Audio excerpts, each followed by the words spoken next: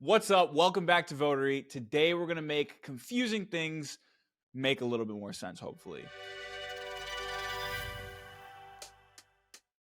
Even when I was well into the industry of filmmaking, there were things that I secretly just didn't understand well. I just still didn't understand it as I was doing it. It gave me this great deal of pressure and guilt that I was just like, fake it till you make it. Kind of just like going through it, trying to make it work. And I think I did okay. I made it work, but there was just things that I just didn't really get because it was confusing to me and I didn't go to film school. So all the YouTube videos that I would watch, just like, I couldn't seem to find the right YouTube video, the right resource to really make it make sense for me. I felt like I had to scrub through like a lot of fluff to get to the point, and which is basically what I'm doing right now. So let's just cut to the chase. Today, we're gonna be talking about the bedrock, the 3-act structure.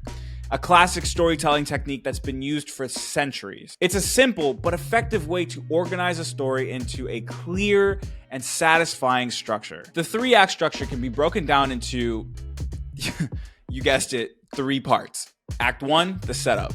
This is what introduces the characters, the setting, and the central conflict of the story. By the end of the first act, the inciting incident should be made known. It should have happened. An inciting incident is something that causes a big conflict and needs to be resolved by the end of the story. Act 2, the confrontation.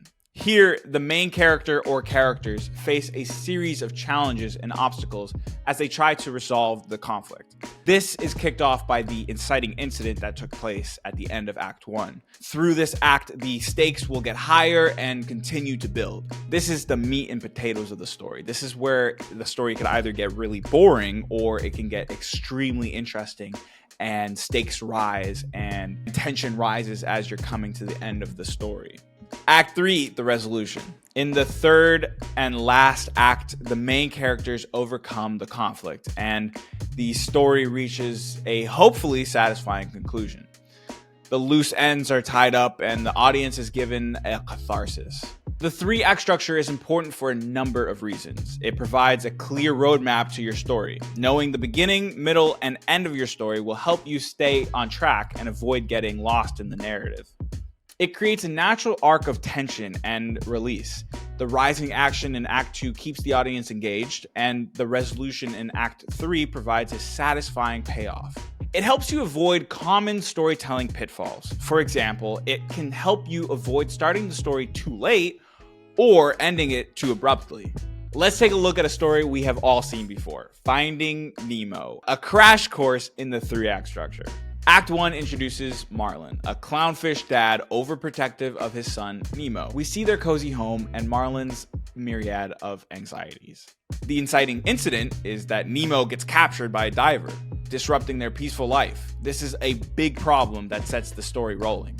In Act 2, we get the challenges and obstacles. Marlin embarks on a daring rescue mission for his son. He meets Dory, the forgetful but optimistic blue tang fish. They face sharks, jellyfish, pelicans, and the vast, scary ocean. The stakes rise as Marlin overcomes his fears but struggles to trust Dory, and Nemo, meanwhile, hatches a risky escape plan from the dentist's fish tank. The darkest point of the story is that Marlin believes Nemo is dead. Devastating and ready to give up, the low point tests his resolve and makes the victory even sweeter. In Act 3, we meet the climax. Nemo uses his smarts and escapes, but ends up trapped in a net. Marlin and Dory bravely work together to save him, showing their growth and teamwork. The resolution is that Nemo and his dad are united again, and the family returns home, forever changed by their adventure, and Marlin learns to trust and let go, while Nemo gains confidence. Remember that the 3-act structure is a flexible guide, not a rigid rule. But understanding its core principles can help you craft captivating stories that resonate with your audience. It can be easy sometimes to get lost in staying confined in the walls of this story structure. So always keep this in mind so you don't let it hold you back creatively. Some people like to start their ideas with it, and some people like to just dump out all their ideas, write a bunch, and then let the story structure give all those ideas a home. So the next time you read a book or watch a movie, see if you can spot the 3-act structure at play. It will absolutely help you grow your storytelling magic even more. What are your thoughts on the 3-act structure? Have you ever used it to write a story?